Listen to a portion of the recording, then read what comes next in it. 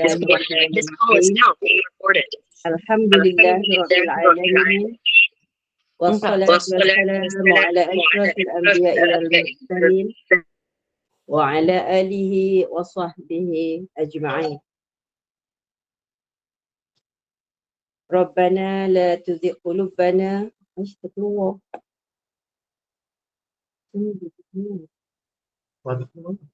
Oh. Bismillahirrahmanirrahim. Dengar tak Ustaz?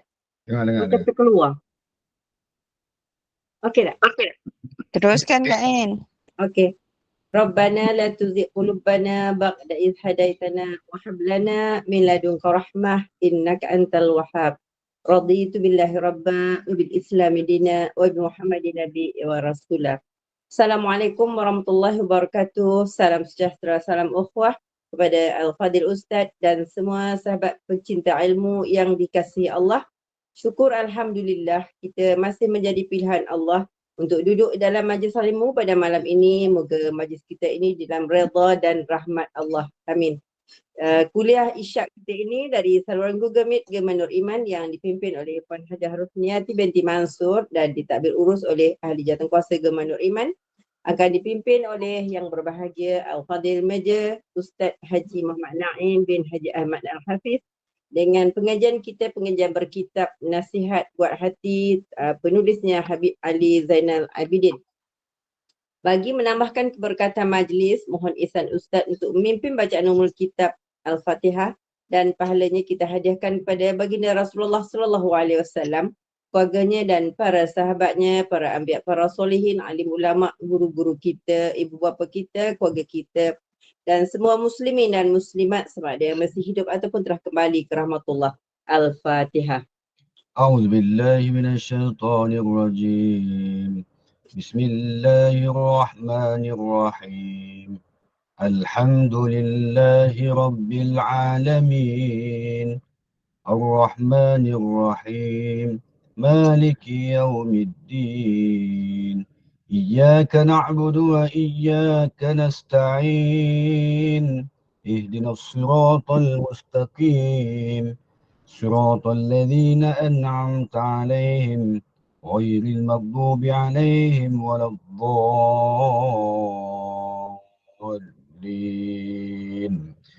آمين. Amin amin ya rabbal alamin. Bagi meneruskan majlis, saya dengan ini menyerahkan majlis ini kepada Al-Fadil Ustaz dengan segala hormat dan penuh takzim. Dipersilakan Ustaz. Assalamualaikum warahmatullahi wabarakatuh. Innal hamdalillah nahmaduhu wa nasta'inuhu wa nastaghfiruh wa na'udzu billahi min shururi anfusina wa min sayyiati a'malina.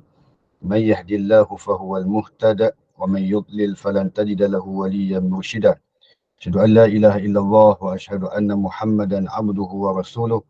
Allahumma salli wa sallim ala sayyidina habibina al-Mustafa Muhammad sallallahu alaihi wasallam wa ba'd. Semati Puan N selaku moderator kita pada malam ni, Bonda Puan Rosniati Mansur selaku pengurusi GNI, terdapat juga ibu-ibu, ayah-ayah, tuan-tuan dan perempuan, muslimin dan muslimat yang dikasihi Allah sekalian. Alhamdulillah, syukurillah, syukur banyak-banyak kepada Allah SWT di atas pertemuan kita pada malam ni. Mudah-mudahan pertemuan kita pada malam ini bakal menjadikan kita manusia yang dikurniakan rezeki yang melimpah ruah di dalamnya ada keberkatan. Pertemuan ini mengundang rahmat Allah serta keberkatan dan kemuliaan hidup di dunia sampai ke syurganya nanti, dan menjadi penyebab kepada ibu dan ayah kita yang telah meninggal dunia dijadikan kubur mereka satu taman daripada taman-taman syurga Allah Subhanahu Wa Taala, insya-Allah. Amin ya rabbal alamin. Jadi pada malam ni insya-Allah kita akan sambung pengajian berkitab kita, iaitu kitab Nasihat Buat Hati. Kita masuk nasihat yang ke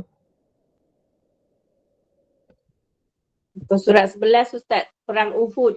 Perang Uhud. Sambungan yang lepas ya. Ya. Bismillahirrahmanirrahim. Masih lagi berbicara berkenaan dengan nasihat yang keempat, iaitu mengenai tajuk berfikiran jauh adalah sikap seorang da'i. Da'i ni apa? Da'i ni dia ambil daripada perkataan da'a. Da'a ni penyeru. Kalau da'i pendakwah. Macam itulah. Sama juga. Jadi macam kita doa tu menyeru ataupun meminta kepada Allah Ta'ala. So da'i ni apa? Seorang pendakwah.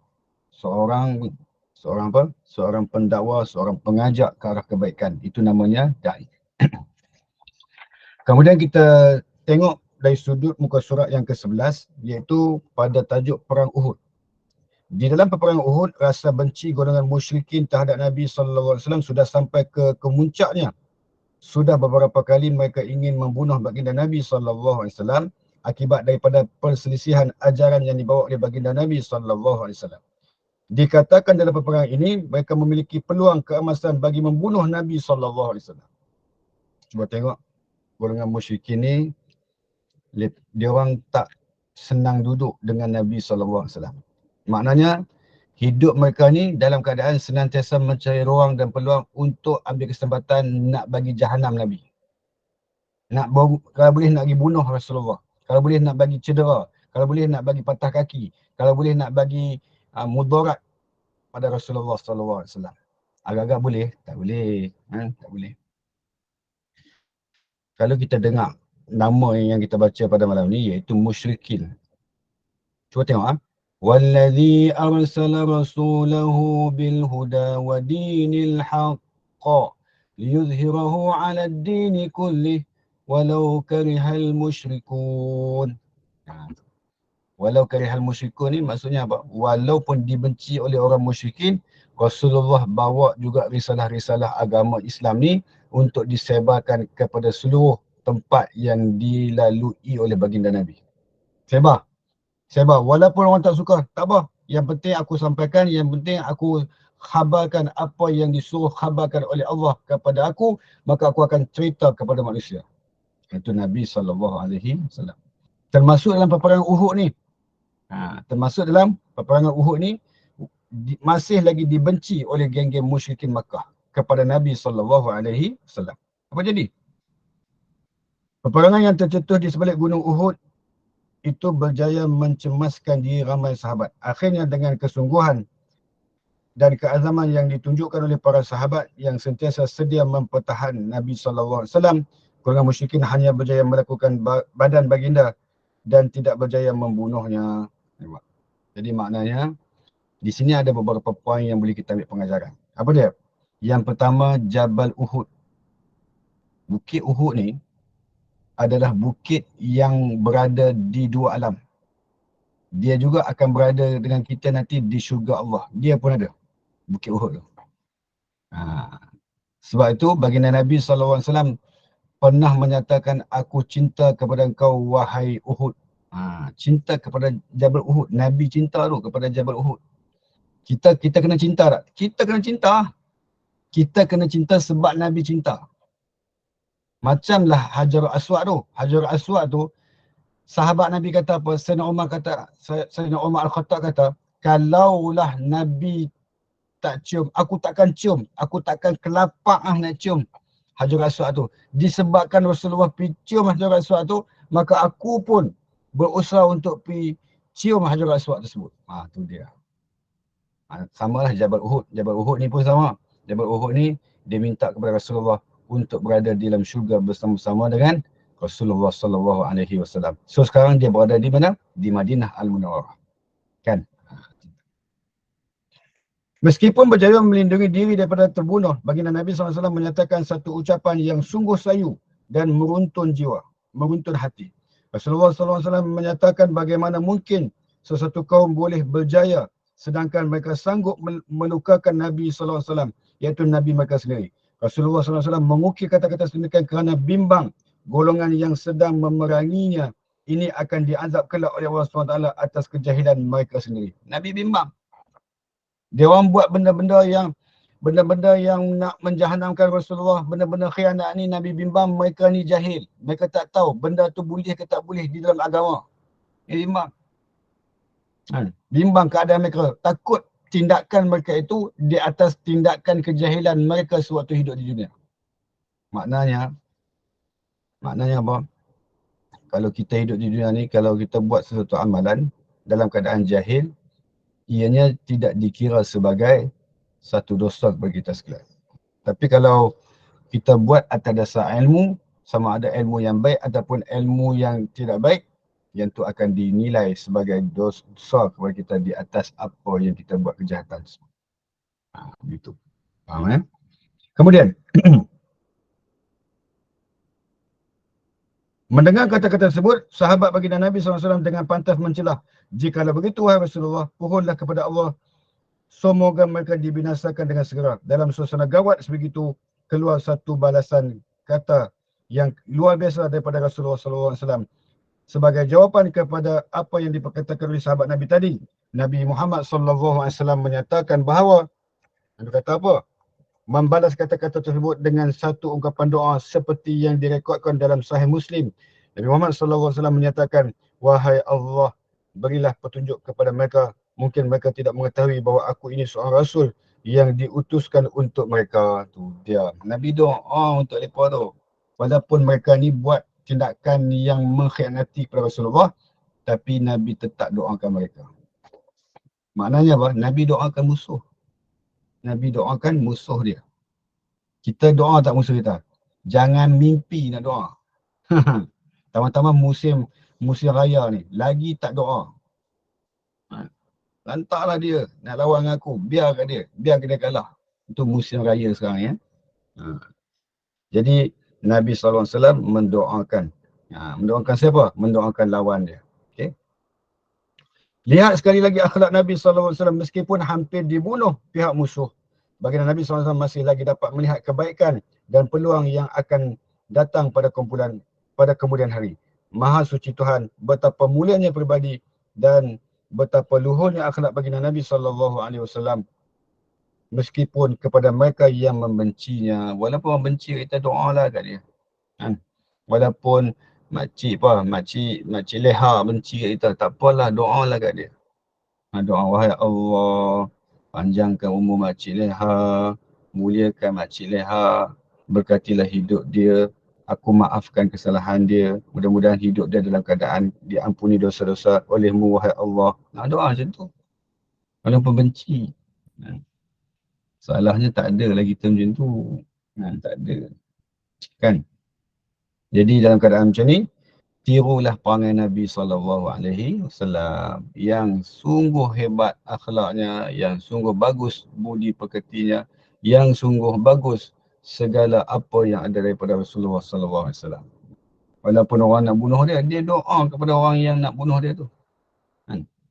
Itu hebat. Itu akhlak yang patut kita ikut.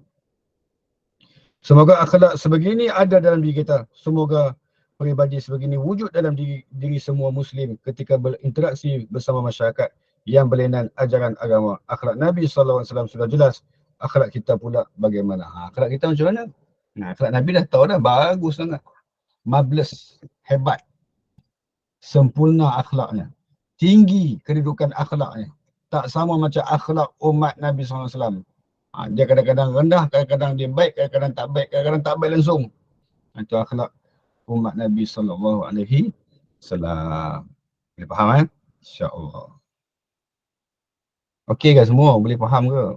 InsyaAllah. Faham? InsyaAllah.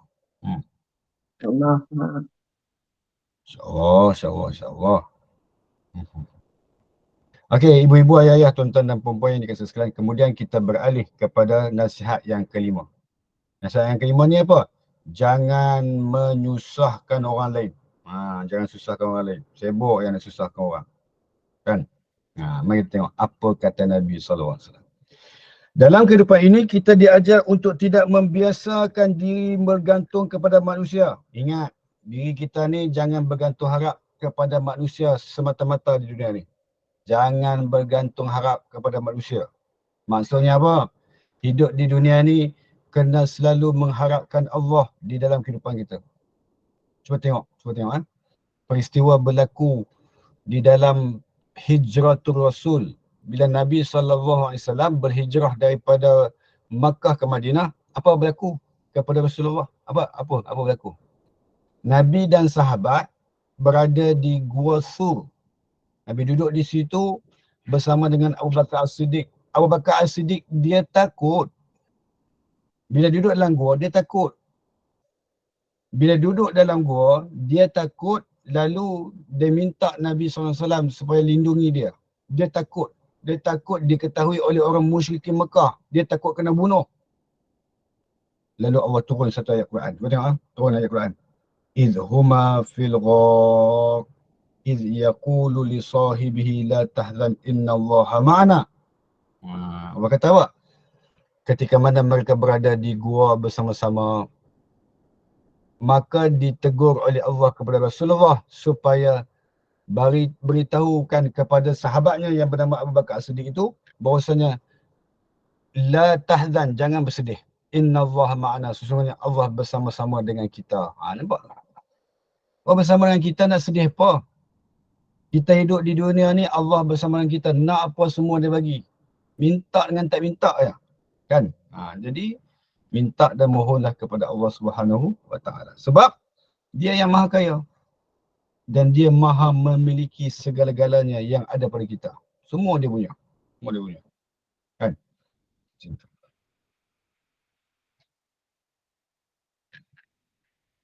Ini kerana bimbang akan keterlaluan dan menyusahkan orang lain. Apa saja pengharapan yang kita pohon sekiranya menyusahkan orang lain, maka ia ditegah oleh agama. Ingat, jangan menyusahkan orang di dalam permintaan kita. Jangan susahkan orang. Kalau setakat tolong ambil sudu tu tak apalah. Setakat tolong tuang air kat aku jap. Kau kan dekat dengan air, kau tolong tuang air kat aku. Tak apa je kan macam tu. Kan? Selalunya macam tu lah ya. Saya kadang-kadang kan, bila pergi ceramah mana-mana, suraukan masjid ya. Orang selalu jamu makan. Kan? Layan kita ni macam seolah-olah kita ni macam menteri besar lah. Layan ya Allah. Macam YB sudah lah. YB lah. Duduk makan dengan dia orang. Dia orang tolong basuh tangan kita. Dia orang tolong jurus air dekat tangan kita. Tolong bubuh air kat kita. Tolong bubuh nasi. Tolong cedok semua lauk kat kita. Hebat ya Allah. Kan? Jadi kita bila dalam keadaan tersebut, kita rasa macam dia orang ni menyusahkan diri mereka untuk kita. Dia kata, tak payahlah, tak maulah macam ni. Sebab saya lebih suka, lebih selesa, saya bubuh sendiri. Sebab bila saya bubuh sendiri, saya akan bubuh sikit. Tapi kalau dia orang bubuh, dia orang suka bubuh banyak. Itu bimbang. Jadi kita tak mau orang susah-susahkan diri, sibuk-sibukkan diri nak tolong kita. Tak payah. Tak mau macam tu. Tapi dia orang nak juga buat macam tu. Mana-mana tempat macam tu lah. Kita pergi masjid Bandar Kirara ke, masjid Bandar Baru Ampang ke, masjid Cyberjaya ke, sama je perangai. Ya Allah. Bukan tak bagi. Tapi kita jadi apa? Kita jadi bersalah. Tambah-tambah yang tolong buh tu, tolong letak nasi dalam pinggan tu, orang tua-tua level ayah kita. Nak ke ayah kita tolong buh kita? Tak mau lah. Tak mau. Macam semalam pergi ceramah, ada pakcik tu sibuk nak bubuh bihun. Ustaz makan sikit ya Ustaz. Sikit boleh sebab saya nak kena lari balik awal ni. Ustaz bubuh sikit ya, bubuh sikit dia. Tiga apa? Allah.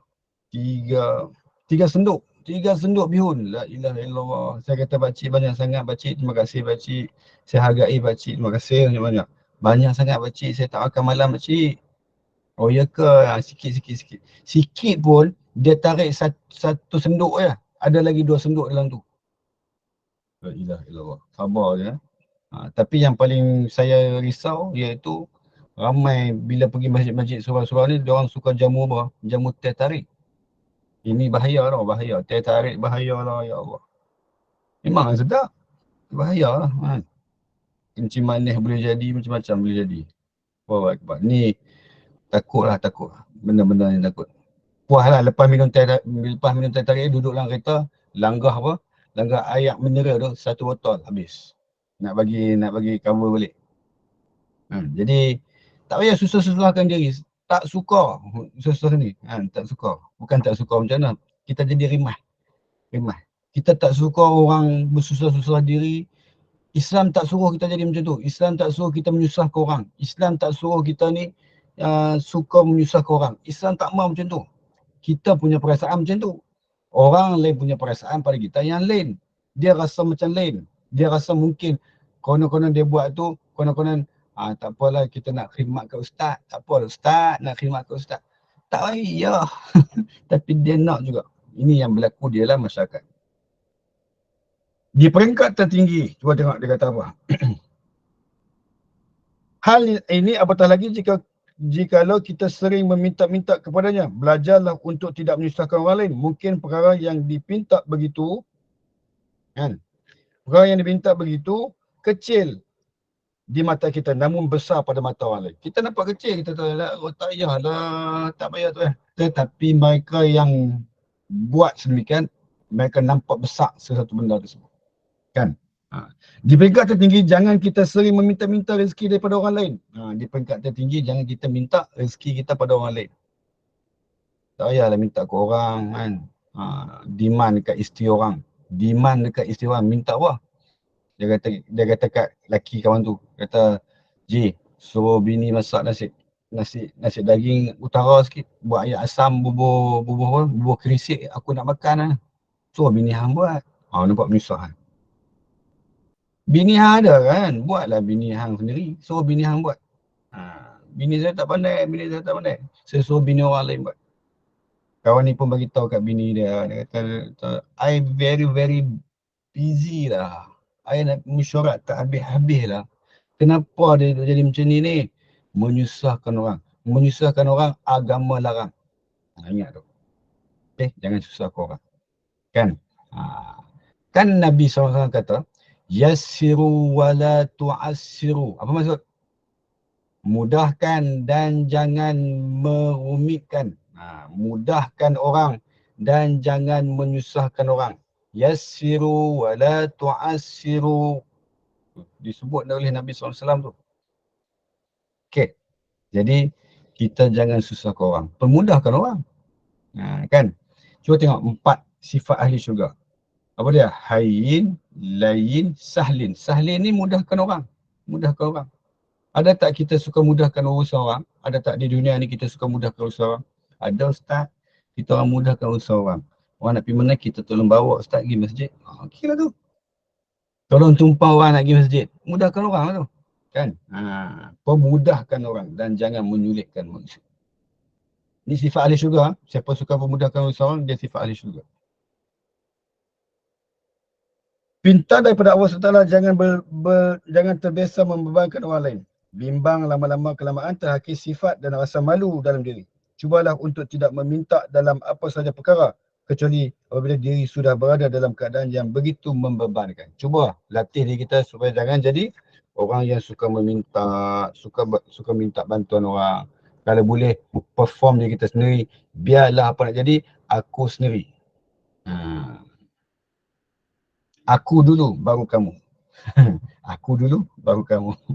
Jadi maknanya apa? Utamakan diri kita dulu. Jadi maknanya kita jangan menyusahkan orang. Biar susahkan diri kita tak apa. Susahkan diri kita. Okay? Tapi janganlah terlalu menyusahkan orang. Okay?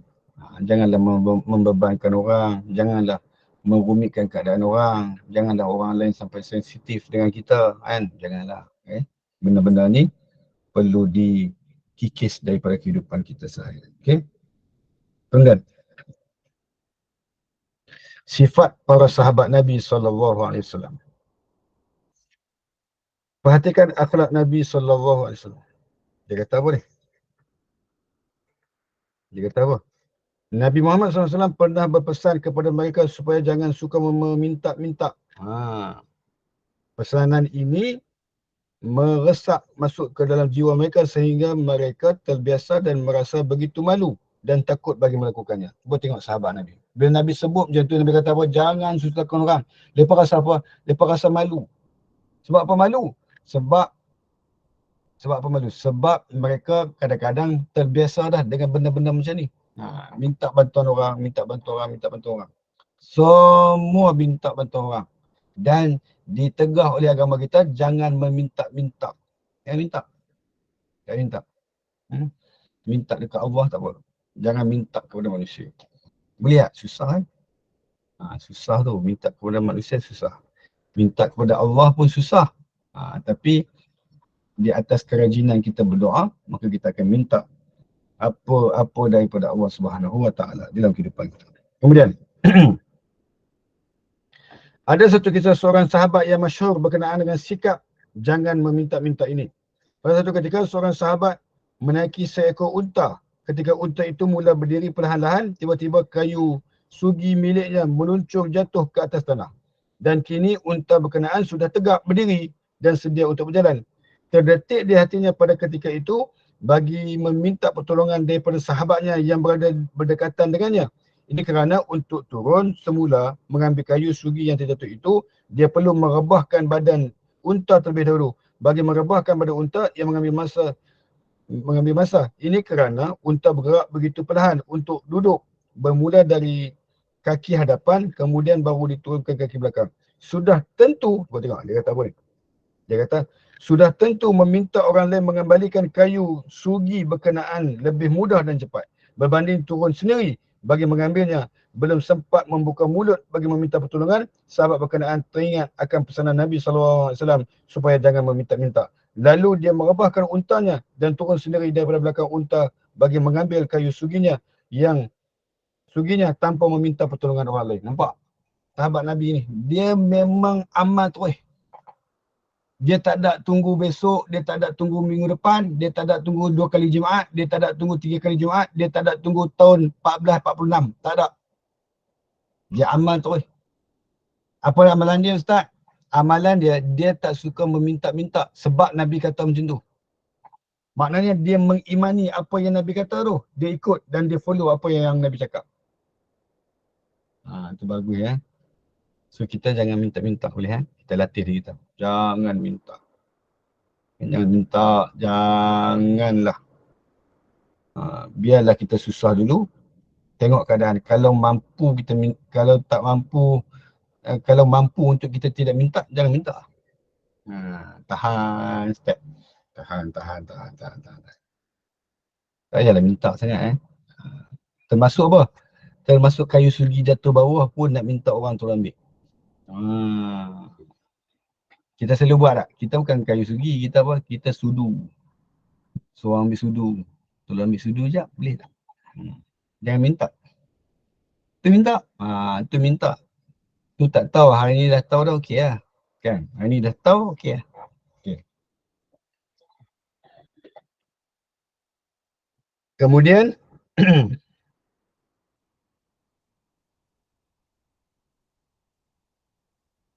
sudah tentu meminta orang lain mengambilkan kayu sugi berkenaan lebih mudah dan cepat berbanding turun sendiri bagi mengambilnya. Belum sempat membuka mulut bagi meminta pertolongan, sahabat berkenaan teringat akan pesanan Nabi SAW supaya jangan meminta-minta. Lalu dia merebahkan untanya dan turun sendiri daripada belakang unta yang mengambil kayu suginya tanpa meminta pertolongan orang lain. Nampak? Lain kali buat sendiri lah. Sebab teringat Nabi punya cakap. Lain kali buat apa? Buat sendiri, senang cerita. Kan?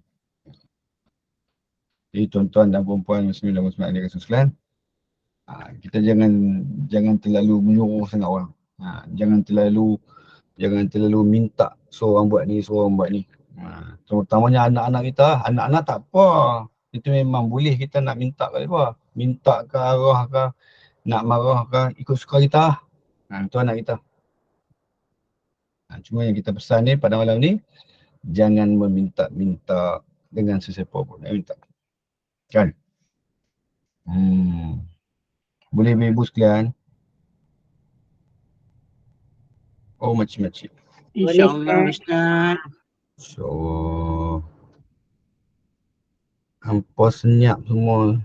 Senyap. InsyaAllah. Hebat. Bukan senyap, duk konsentrate betul-betul. Boy. Konsentrate sungguh. Bagus. Ya Allah. Hebat lah. Yang ada dalam ni berapa orang ni? 98 orang. Mudah-mudahan Allah SWT membantu kita untuk jadi manusia yang dekat kepada dia, insyaAllah. Amin ya Rabbal Alamin. Amin. Amin. Amin. Jom terus. Beri kesihatan yang baik. Kita sambil-sambil muhasabah diri malam ni. Saya pun sama muhasabah diri. Kadang-kadang kita ni nakal. kita tak sedap, kita buat satu benda tu kena dengan apa yang Nabi sebut ataupun tak kena dengan apa yang Nabi sebut. Kadang-kadang macam tu. Jadi dalam keadaan tersebut, maka kita kena faham bahawasanya agama kita ni agama yang lurus, agama yang perlu kita ikuti dia, perlu diamal dan perlu dipraktiskan oleh kita sekalian. Cuba baca ayat Quran. Ya ayyuhalladzina amanu man dhalla idza ihtadaitum. Apa maksud tu? Wah kata apa, wahai orang yang beriman, tidak ada sesiapa yang boleh menyesatkan kamu setelah kamu diberi hidayah Allah SWT kepada kamu. Maksudnya apa? Manusia lain semua tak sesat. Manusia lain tak boleh nak sesatkan kita sebab setelah Allah berikan hidayah kepada kita sekalian. Hidayah tu macam mana Ustaz? Tunjuknya Allah SWT kepada kita sekalian untuk melakukan kebaikan. Jadi selagi mana kita boleh dan mampu buat kebaikan, itu kita di dalam keadaan diberi hidayah oleh Allah Subhanahu Taala. Kemudian nah begitu sekali sahabat Nabi bimbang bagi meminta tolong daripada orang lain walaupun ia tidak sukar untuk dilakukannya, namun kerana takut menyusahkan orang lain, beliau melakukannya sendiri. Begitu melekat pesanan Nabi SAW dalam diri sahabat hingga perkara sebegini pun ia dipraktiskan oleh mereka. Pesanan buat semua, cubalah untuk tidak menyusahkan orang lain. Jangan menyusahkan orang lain. So malam ni kita dah tahu, so jangan susahkan orang lain. Mulai malam ni. Boleh? Susah kan? Bang ambil air jap kat air. Susah tak? Susah tu. Dah baring elok dah. Kita pula jenis baring ni kalau baring payah nak bangun. Tapi kalau suami suruh, boleh tak? Boleh, suami tak apa. Sebab dia ketua keluarga. Dia pemimpin dalam rumah tangga kita. Dia minta kita, pergilah buat. Khidmat seorang isteri pada suami itu boleh, bagus. Tapi kalau order banyak sangat, lain sikit kan, lain sikit. So janganlah order banyak sangat. Wahai kaum musliminku. Kawan tu. Sama-sama tua Ustaz. Mana? Tak dengar. Jadi maknanya apa? Jadi maknanya kalau diminta, buatlah. Kalau tak minta pun buat, lagi bagus. Lagi dia suka. Orang lelaki kan macam tu. Orang lelaki kan, dia kalau isteri ni dia tahu tau, dia tahu. Apa yang suami nak, apa yang suami mau waktu-waktu tertentu ni, dia nak apa. Dia baru balik dari masjid, dia boleh fokus dah. Sekarang ni suami aku baru balik dari masjid tak ada kenduri. So bila dia balik, dia nak air, dia nak makan. So aku nak tanya dia nak makan apa? Ni isteri yang pandai, bijak. Suami balik, dia air dah siap. Minum air walaupun tak minta. Suami ni, cuba tengok. Suami ni kadang-kadang dia tak mau susahkan isteri dia. Dia sanggup lapak, dia sanggup tak mau cakap, minta makan ni. Walaupun dia lapak, tetapi dia duduk juga dalam keadaan diam, tahan lapak disebabkan dengan apa? Dia kesian kat isteri dia. Dia tak nak isteri dia banyak buat kerja. Iya ke? Setengah bukan semua setengah Jadi dalam keadaan tersebut dia diam. Dia baik sungguh suami macam tu. Baik sungguh, dia tak nak susahkan isteri. Setengah bukan semua. Bukan semua. Jangan marah saya, bukan semua. Ini nak bagi cerah mata je. Sebab tengok semua macam lali dah, macam dah mengantuk dah kan. Jadi saya beralihkan sikit pandangan supaya cerahkan mata dengan topik-topik yang macam ni. Itu cara dia. Cara metodologi di dalam penyampaian. Suami misali pula. Suami ambil sendiri makan. Dengar, suami sendiri ambil makanan. Sian dia. Macam mana dia tak pergi kedai, makan kat kedai. Kedai layan dia macam mana? Abang nak makan gapo abang? Abang nak gapo abang? Abang tu. Siap tunggu lagi. Macam mana? Ya Allah Akbar. Kita suap abang lagi bagus. Lagi kemas. Memang selut lah. Bagus lah. Kita suap abang lagi bagus. Bagi cabai lagi lah, bagi cabai. Suap abel bagi cabai lagi kan. Faham? Tak. Abel lah. Lepas tu bayar lah. Betul banyak demand kan. Beli yang jagung punya tu. Jagung punya tu. Tebal tu. Kan? Orang perempuan kan. Wah, tebal. Jadi tuan-tuan dan perempuan, ibu-ibu, ayah-ayah, muslimin dan muslimat yang sekalian. Saya yakin dalam ni semua ibu-ibu yang hebat-hebat, makcik-makcik yang hebat-hebat, perempuan yang hebat-hebat, ahli syurga semua ni dalam ni. Alhamdulillah. Amin. Oi, kan. Ustaz pun tahu emas jagung. Tahu lah. Kita pun kena lah ambil tahu juga benda-benda hal keperempuanan ni. Orang perempuan yang suka apa? Do and do's. Kan? Okay. Teruskan. Sekejap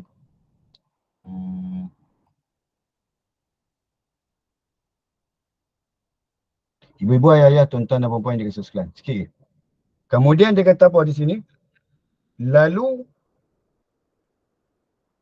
sampai begitu sekali dalam keadaan sanggup turunkan unta dia. Nampak? Sanggup turunkan unta sedangkan susah nak unta dia nak bagi nak menerak balik ni susah. Unta pun susah, apatah lagi siapa? Apatah lagi makhluk Allah yang berada di dalam rumah kita. Tu je. Saya tak tahu siapa. Susah dah baring dah landing lah tiba-tiba tolong sat pi buat ayak, tolong sat pi. Susah Susah. Susah. Itulah makhluk Allah SWT yang hebat, istimewa kan. Kemudian pesanan buat semua, cubalah untuk tidak menyusahkan orang lain, tak payah susahkan orang kan. Okey, begitu. Mesti orang perempuan suka. Yeay, Ustaz kata kat kami, abang dengar ni. Ni Ustaz kata ni jangan susahkan sesiapa. Lepas ni kena buat sendiri. Boy, janganlah macam tu. Janganlah downgrade kita punya kebiasaan yang selalu kita layani suami kita. Jangan downgrade. Makin hari makin kuat, makin hari makin hebat, makin hari makin mantul, makin hari makin terbaik kepada dia, insya-Allah. And upgrade. Up to date. Kemudian nasihat yang keenam, jangan mudah menghukum seseorang. Ini pun sama. Nasihat yang keenam. Bismillahirrahmanirrahim. Islam tidak pernah mengajar manusia supaya menghukum seseorang tanpa sebarang bukti yang jelas lagi nyata. Apa yang ada dalam hati, fikiran dan akal seseorang tidak mampu kita nilai dengan mudah. Semua itu adalah sebahagian daripada perkara yang ghaib yang hanya diketahui oleh Allah SWT. Bagaimana untuk kita kenali mana satu yang baik dan mana satu yang jahat? Bagaimana pula kita kenal mana satu mukmin dan mana satu munafik? Ya, kita tidak dapat menyingkapnya dengan mudah kecuali selepas dikemukakan segala bukti dan hujah tentangnya. Tanyalah diri sendiri, mengapa Allah SWT menyembunyikan kesemua itu daripada kita dan tiada tanda-tanda tentangnya yang mampu dilihat oleh mata kasar kita? Jawapannya, supaya manusia tidak mudah menghukum orang lain. Itu hikmahnya Allah rahsiakan identiti orang yang berada di sekeliling kita. Tengok seseorang, dia ni macam baik lah, dia ni macam bagus lah, dia ni good looking lah, dia ni orang soleh lah, dia ni rajin pergi masjid lah, dia ni rajin belajar ilmu lah. InsyaAllah. Jadi maknanya jangan mudah hukum orang. Orang pakai slot jin, kemudian orang pakai baju jin, kemudian dia pergi semayang. Semayang di mana? Semayang di masjid jin. Semayang di masjid. Lalu dia semayang. Bila dia semayang, janganlah suuzon kat dia. Dia ni mesti geng-geng main gitar. Tak payahlah macam tu. Tak payahlah sangkaan buruk pada manusia. Tengok kawan ni pula, tengok orang perempuan ni pula. Datang pakai tudung, kemudian pakai baju labuh, baju muslimat, baju muslimah, kemudian pakai seluar. Tengok dia semayang terus. Dia tak pakai telekung. Ngaji apa lah macam ni? Apa punya ilmu lah dia ni? Nampak? Janganlah sangkaan buruk. Okay? Jangan mudah hukum orang. Tengok orang ni sokok. Apa benda dia ni sokok? Dia ni confirm neraka. Sebab mulut dia ada neraka. Pula. Jangan macam tu. Jangan mudah hukum orang. Tak baik. Kan? Tak baik. Kan?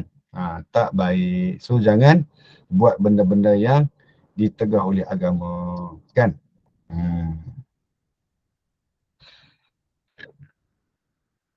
Bagaimana untuk kita kenali mana satu yang baik dan mana satu yang jahat? Bagaimana pula kita kenali mana satu mukmin dan mana satu munafik? Ya, dia kata di sini, tanyalah diri sendiri, mengapa Allah Ta'ala menyembunyikan kesemua itu daripada kita?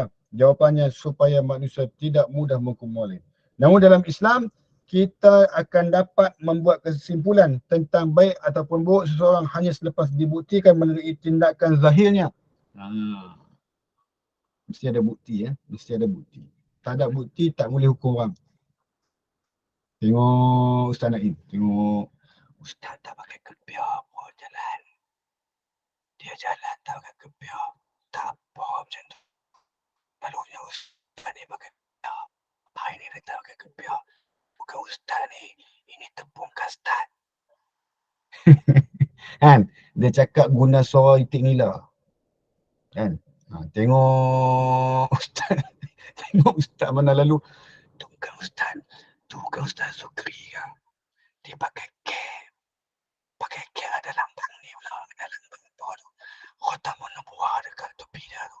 Tak baik dia tu. Dia bukan Ustaz.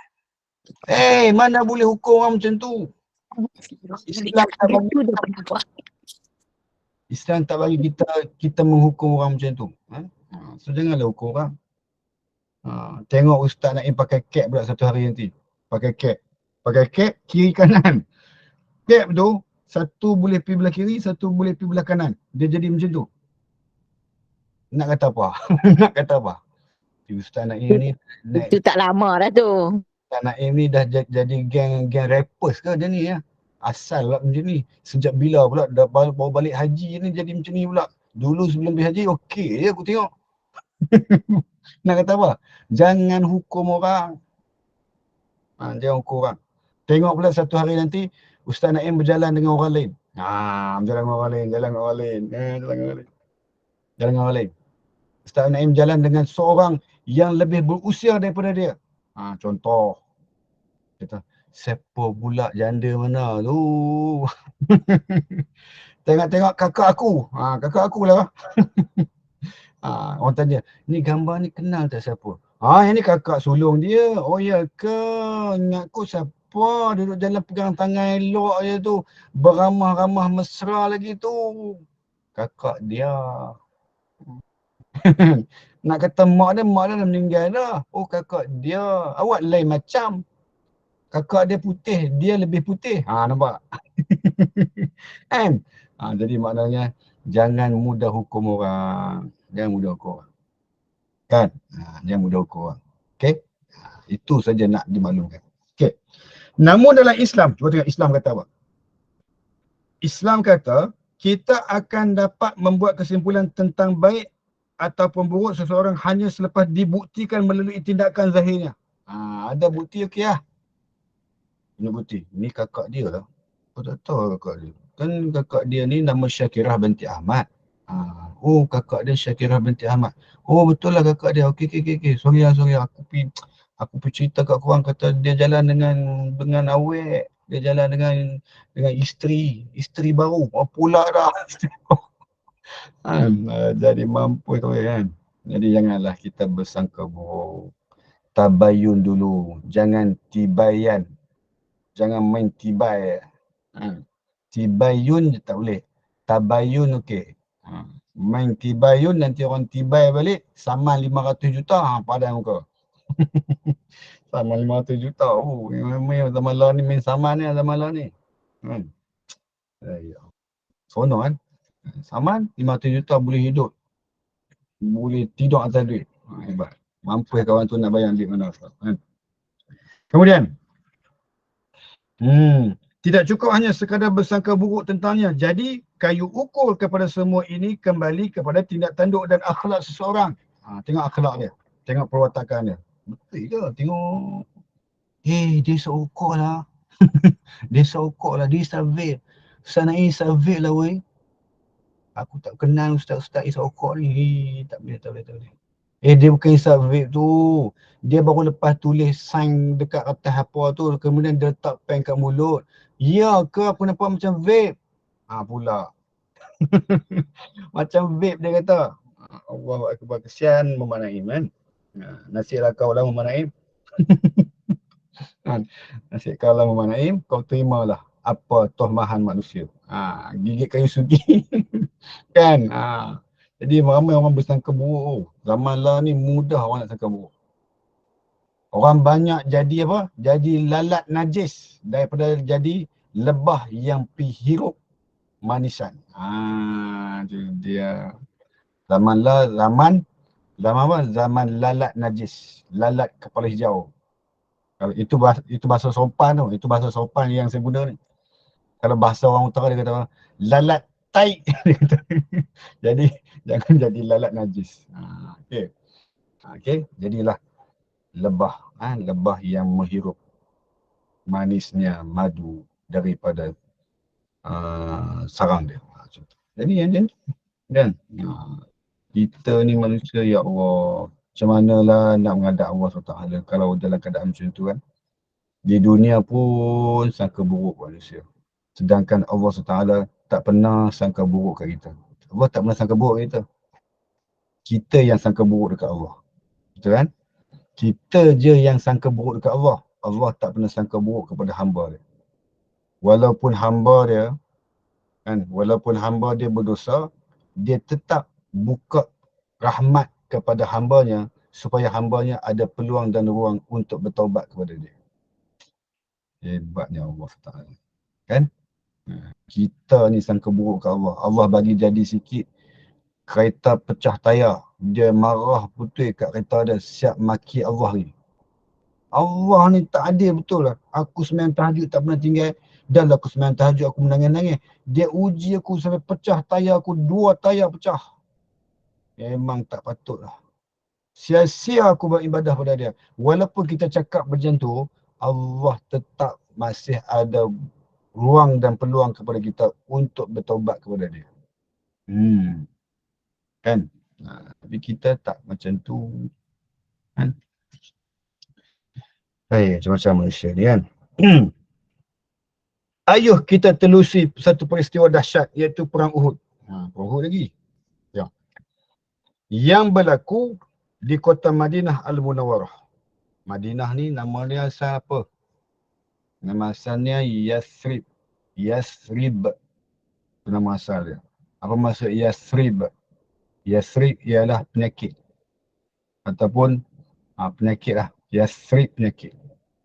Selepas Yathrib, Nabi datang ke Madinah, Nabi tukar nama Yathrib. Daripada penyakit, jadi Madinatul Tayyibah. Apa maksud Tayyibah? Berubat. Ataupun syifa. Ataupun sembuh. Ataupun pulih. Macam tu. Setelah Islam disebarkan, terus Madinah dikenali dengan Madinatul Munawwarah. Kan?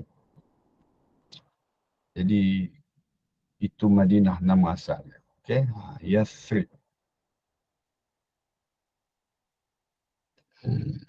Sebelum peperangan tercetus, sudah sampai ke telinga para sahabat bahawa ada dalam kalangan para tentera Islam golongan munafik yang berpura-pura beriman kepada Allah SWT dan Nabi Muhammad SAW. Dalam tentera Islam ada geng-geng munafik di dalamnya. Depan Nabi tunjuk baik, depan Nabi tunjuk hormat, depan Nabi hormat Rasulullah, kata aku geng kau. Selepas keluar daripada duduk bersama dengan Nabi, pergi duduk jauh-jauh, dia jadi musuh kepada Rasulullah secara sulit. Musuh secara sir, secara tersembunyi. Ini namanya munafiq. Kalau lebih dikenali dengan talam dua muka. Talam dua muka ni macam mana? Muka-muka. Muka dengan orang ni, muka macam ni. Muka dengan orang ni macam ni. Hipokrit. Baik, bahasa canggih. Jadi maknanya, jangan jadi talam dua muka. Lebih baik jadi seri muka daripada bermuka-muka. Padan muka. Jadi, jadilah orang yang baik mukanya. Okey. Golongan munafik. Golongan munafik bertutur penuh kebijaksanaan. Mereka pandai berpura-pura sehingga tiada siapa dapat melihat, dapat menilai mana satu daripada mereka adalah munafik. Namun hakikatnya dalam diri mereka tersimpan kebencian dan dendam kepada Islam. Ni geng munafik nama dia. Kepala dia siapa? Kepala dia namanya Abdullah bin Ubay bin Salul nama dia. Abdullah bin Ubay bin Salul nama dia. Dia kepala munafik yang piau. Dia sendiri kata, aku akan bunuh Nabi SAW di tangan aku. Nampak tu? Janji dia tu. Namun, dia mati. Dia yang mati. Sebelum dia mati, dia minta ke anak dia suruh ambil jubah Nabi SAW untuk balut diri dia. Tu hebat tu. Tahu pun nak cari Nabi.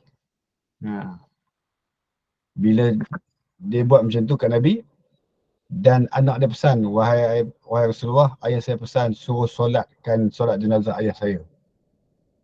Nabi pergi tak? Nabi pergi ke perkuburan Abdullah bin Ubay bin Salul, lalu Nabi berdiri dan Nabi solat jenazah kepada Abdullah bin Ubay bin Salul. Allah tegur Nabi. Allah kata apa? La wala tusalli ala ahadin mata abada. Allah kata apa?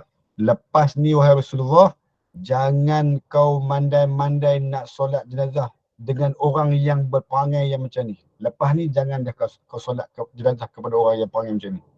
Maknanya Abdullah bin Ubay bin Salul dapat tak solat Rasulullah? Dapat. Dia dapat tu.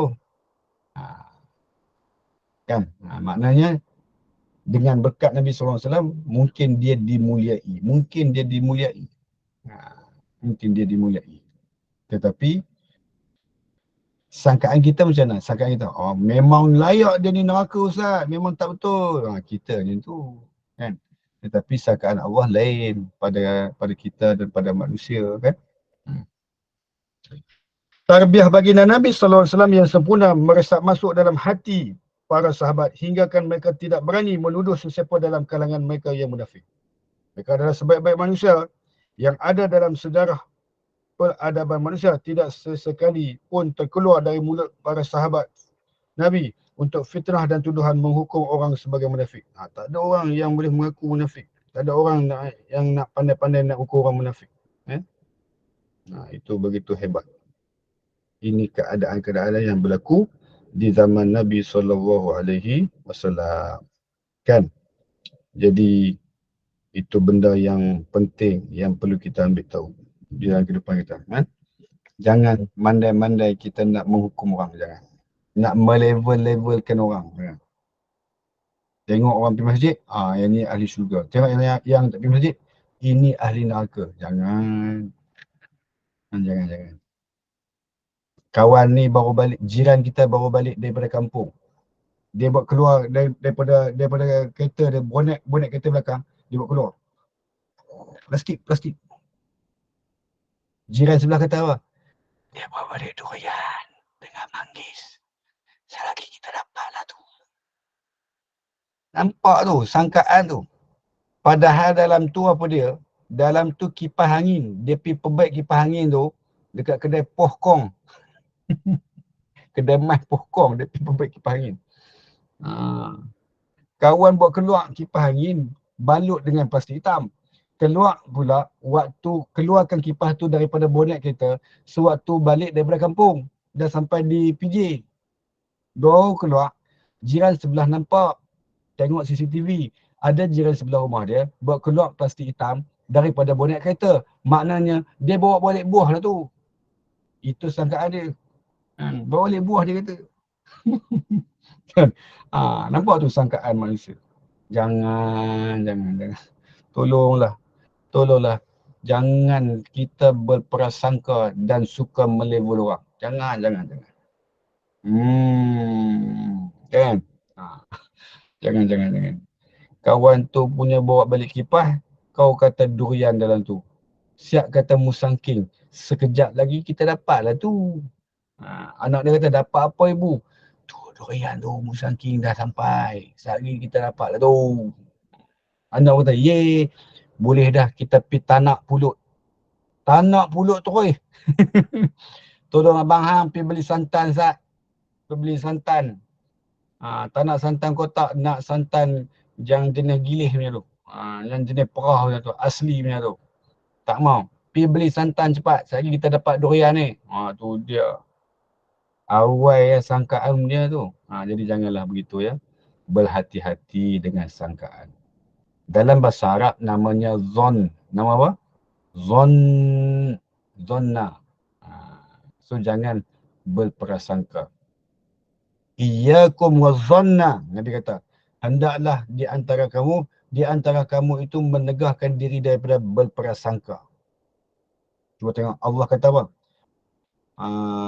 Wa ana zanna abdi. Aku ni pada prasangka hamba-hamba aku. Kalau hamba-hamba aku tu kata aku ni macam tu, aku macam tu lah. Kalau hamba aku tu kata aku ni maha kaya, aku maha kaya lah. Kalau hamba aku tu kata dia semayang, dia menghadap aku tapi tak nampak aku tak tahu nak sembah siapa. Itulah prasangka hamba-hamba aku. Jadi janganlah kita sebagai hamba ni, jangan berprasangka buruk pada Allah. Itu nama apa? Sangka buruk dalam Islam nama apa? Su'uzzon. Su'uzzon. Macam tu. Nama dia. Kalau baik sangka, husnuzzon. Jadi jadilah manusia yang husnuzzon di dalam segala tindak tanduk kita, di dalam perbuatan kita seharian. Okey. Cukuplah tu. Tapi bagi habiskan dulu page ni. Kita habiskan page ni ya.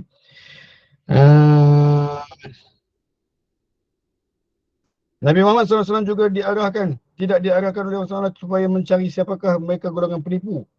Cukuplah Allah SWT menilai hati mereka. Sebagai manusia, kita tidak dituntut bagi mencari dan membongkar kesemua ini sehingga mereka sendiri yang membuktikannya. Hinggalah tiba pada hari peperangan, ketika bala tentera seramai 1,000 orang sedang bersiap mara ke medan perang. Sebanyak 300 daripada mereka berpatah balik. Mereka berpusing ke belakang dan melarikan dan meninggalkan Nabi Muhammad SAW bersama para sahabat yang lain berjuang menegakkan kebenaran. Melarikan diri daripada peperangan adalah satu dosa besar. Jadi jelas bahawa mereka yang berpatah balik itu bukan golongan Muslim yang benar-benar beriman kepada Allah SWT. Mereka adalah golongan munafik. Dengan apa? Dengan terang mereka mengkhianati Allah SWT dan Rasulnya, juga mengkhianati para sahabat yang lain. Mereka itu adalah golongan pendusta. 1,000 tentera waktu move ke hadapan, 300 orang lari. 300 itulah kepala munafik. Geng-geng munafik. Itu yang boleh kita ambil pengajaran. Okey, itu saja pada malam ni yang boleh kita kongsikan. Tak habis lagi tajuk ni, insya-Allah kita akan sambung pada pertemuan yang akan datang, iaitu pengajaran. Pengajaran apa tu Ustaz? Cerita sikit Ustaz. Pengajaran apa tu? Pengajaran jangan mudah menghukum seseorang itu jangan kau lebih-lebihkannya nanti kau jadi orang yang selalu mencakap-cakap tentang hal orang itu tidak baik jadi cakaplah benda yang baik-baik saja. Okey? Cakap benda yang baik-baik saja. Jangan sangka buruk kepada manusia. Okey? Wallahu ta'ala a'lam. Habis. Tegak. Kan? Ada fahamkah semua? Ada fahamkah semuanya itu? Faham Ustaz. Faham Ustaz. Surah Al-Mulk Ustaz baca. Saya surah Al-Mulk. Al-Mulk apa?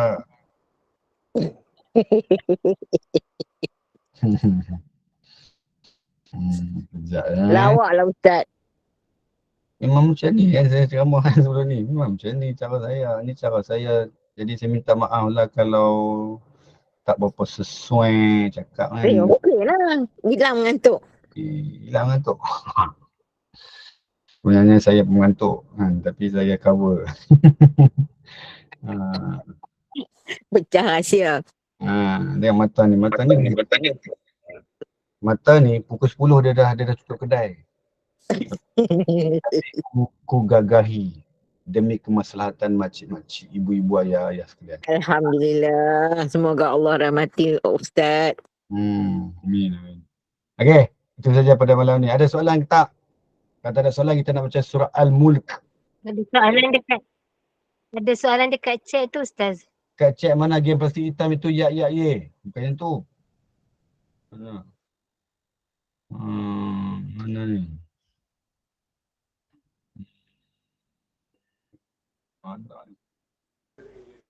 Tak macam mana dia minta. Apa tu? Bukan tu.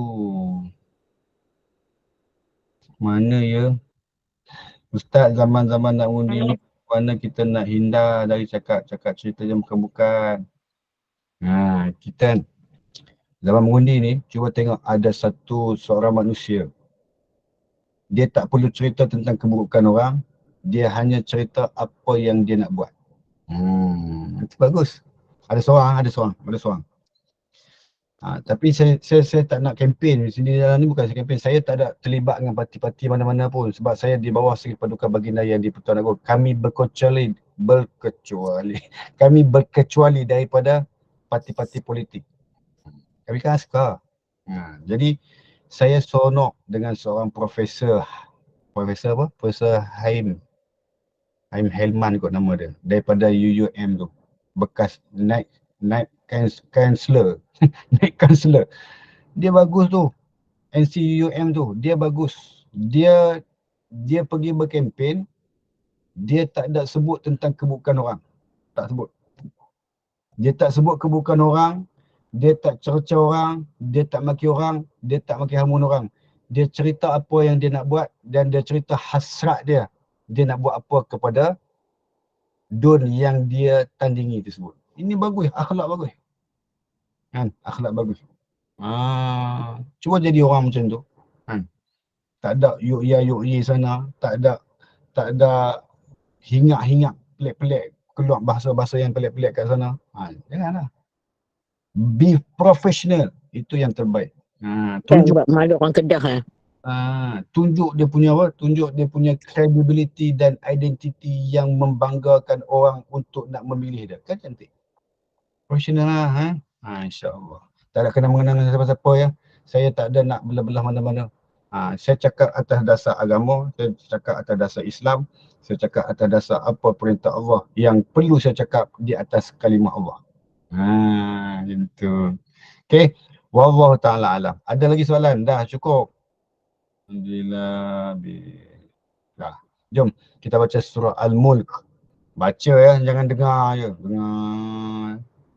Habis ma'i dia pun Sadaqallahul Azim. Memang betul kan. Siapa buat macam tu, nanti di dalam kubur suruhlah orang baca. Mana yang tolong baca tu, tolong baca sekejap. Aku dulu di dunia aku tak baca, cuma aku last kali tu Sadaqallahul Azim tu aku yang sebut. Tolong tak baca kat kita orang. Tahu. Jom kita baca. A'udzubillahi minasyaitanir. Apa dia? Ustaz, maaf sekejap. Satu je soalan. Sebelum Ustaz mula ilmu. Pasal meminta-minta tu kan Ustaz. Okey, kalau orang yang datang meminta kat kita tu orang mu'alaf. Dia nak guna duit. Dia cakap dia susah ni, susah tu. Kita nak buat macam mana Ustaz? Kalau bukan sekali dua dia minta lah. Macam mana? Okay. Perlu ke tak kita bantu dia? Perlu ke tak kita bagi? Itu soalan dia. Soalan yang bijak daripada orang yang bijak. Mari kita tengok jawapan daripada Al-Quran. Bukan daripada saya. Jawapan daripada Al-Quran. Mari kita tengok. Di dalam surah Al-Zariyat pada juzuk yang ke-27, Allah SWT berfirman, wa fi amwalihim haqqul lis-sa'ili wal mahrum. Allah kata, dan pada harta kamu tu ada hak bagi orang yang meminta. Orang minta. Ustaz dia keras dengan minta Ustaz. Asal sebulan dia datang lagi Ustaz. Dia datang je rumah saya Ustaz. Saya kenapalah. Awaklah dia ingat nombor postcode rumah saya ni dengan nombor rumah saya Ustaz. Rumah orang lain pun ada nombor postcode juga, nombor rumah juga. Kenapa dia tak pergi rumah orang lain Ustaz? Kan? Macam mana Ustaz? Takkan nak halau dia Ustaz? Ingat. Sesiapa yang menunaikan apa yang diperintahkan Allah di dalam Al-Quran, maka dia merealisasikan apa yang diminta oleh orang yang meminta kepadanya, dia menunaikan dan dia memberikan siapa yang meminta kepadanya, maka secara tidak langsung dia menuruti perintah Allah di dalam Al-Quran dan surah Az-Zariyat, maka Allah pasti akan memeliharakan hidupnya dan mencukupkan rezeki kepadanya. Berdasarkan dalam surah Muhammad pada juzuk yang ke-26, Allah kata, Ya ayyuhalladzina amanu in tansurullaha yansurkum wa yusabbis aqdamakum. Wahai orang-orang yang beriman, tolonglah, bantulah agama Allah. Sekiranya kalau kamu bantu agama Allah, aku akan bantu kamu dan berkhidmat kepada kamu. Tu dia. Tapi ustaz dia kerap minta. Tak apalah dia minta. Lagipun dia datang tu atas Allah punya perintah yang menggerakkan dia datang kepada rumah kita untuk meminta. Sebab Allah tahu kita ada rezeki lebih. Sebab Allah tahu kita mampu untuk memberikan kepadanya. Maka tunaikanlah apa yang diperintahkan Allah itu. InsyaAllah. Baik, Alhamdulillah. Maknanya jangan bersangka-sangka, bagi saja. Bagi saja setakat mana yang kita mampu. Ustaz, Kalau kalau kita kita- lorongkan dia kepada macam pusat zakat ke ataupun badan-badan yang lagi boleh tu, sebab kita sendiri mungkin tak cukup kemampuan nak bantu, boleh ke Ustaz? Boleh. Itu adalah metodologi ataupun metod yang kedua setelah kita tidak mampu. Tetapi kita nak tolong juga. Kita tolong channelkan dia ke tempat yang berautoriti untuk membantunya. Itu juga adalah satu bantuan kepada dia. Jawapan dia. Okey, bagus. Boleh. Tak ada masalah. Boleh setuju? Setuju? Setuju. Ustaz, tapi kalau macam contoh bila dia datang kat kita, dia cakap pinjam kan. Okey, kita bagi pinjam. Lepas tu nanti dia datang kali kedua, ketiga macam tu juga, tapi dia still tak bayar yang pertama, yang kedua. Kalau macam tu macam mana Ustaz? Sebab dia cakap pinjam. Okey, kita dengar. Tu kira macam kita kena ikut macam Ustaz cakap tadi ayat Quran tu juga. Saya jawab dengan ayat Quran juga. Bagi pinjam. Tak bayar pun Ustaz. Macam mana Ustaz? Jawapan dia apa dah? Di dalam Al-Quran, dalam juzuk yang ketiga, Allah sebut, wa antasaddaqu khairan lakum in kuntum ta'lamun. Ayat yang sebelumnya, wa in kana dhu usratin fanaziratun ila maisarah. Allah kata apa? Sekiranya kalau dia dalam keadaan kesusahan, dia dah pinjam kat kamu, kamu bagilah, panjangkan masa sikit untuk dia, bagi tempoh kepada dia untuk dia bayar. Allah sambung, wa antasaddaqu khairul lakum. Sekiranya kalau kamu halalkan hutang-hutang kamu tu, wa antasaddaqu khairul lakum, itu lebih baik bagi kamu.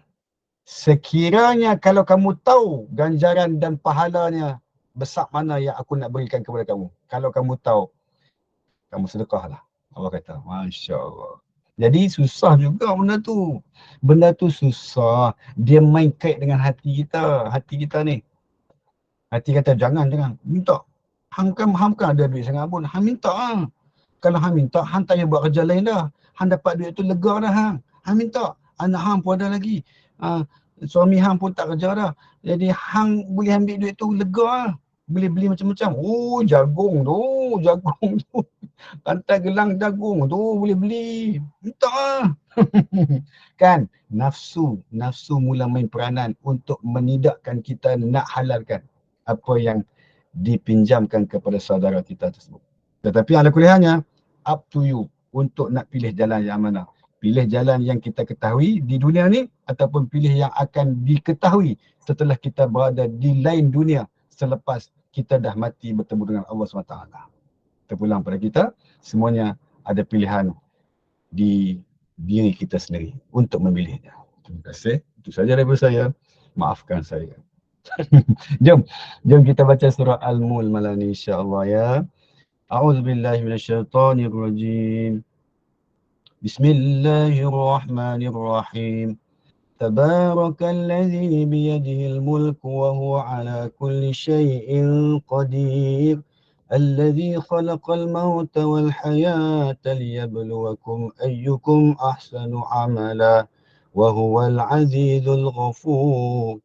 الذي خلق 7 سماوات طباقا ما ترى في خلق الرحمن من تفاوت فارجع البصر هل ترى من فتور ثم ارجع البصر كرتين ينقلب إليك البصر خاسئا وهو حسير ولقد زينا السماء